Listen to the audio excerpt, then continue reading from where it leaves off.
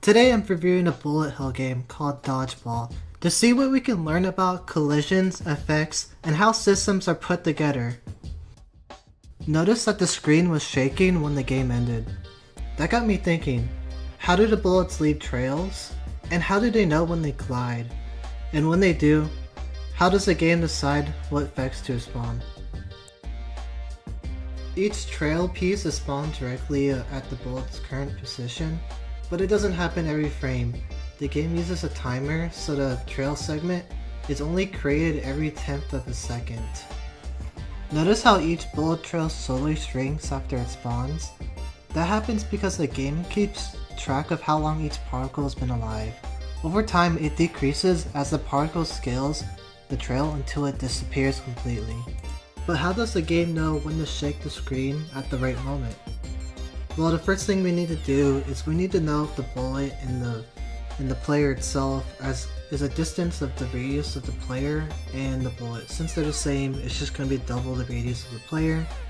If their distance is that equal to that, then we need to pause the time so the game ends, set the state so it's over, so we can get our end screen, and then we add some numbers to our screen shake value, which actually causes this screen to shake.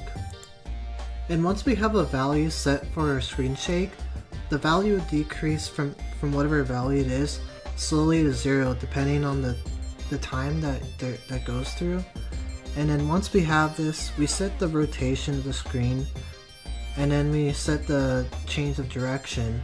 Once we have this change of direction, which will be like a sinusoidal circle, this will change the direction of the screen until the screen value shake eventually returns to 0, which also returns the camera back to 0, 0, which is the center of the screen. Games are divided into states, like menu, playing, or pause, or when the game's over. Depending on the current state, different systems are active. For example, bullets, collisions, and trails only run when the game is playing in the playing state.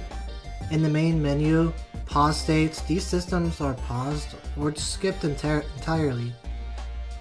States are a simple and powerful way to control what happens and keep the game predictable and efficient.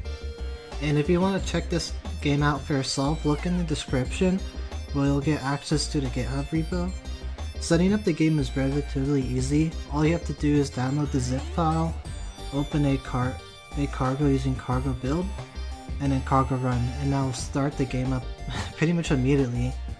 And so far what we covered in this game is how the trails are made, how they despawn and shrink, how to detect collisions, and then how the effects are generated, and how are the game modes situated. So that was the most significant one, was how to control functions as a beginner when you're learning game development.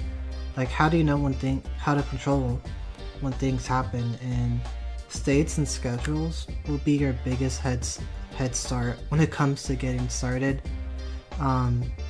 And thank you for watching the video today.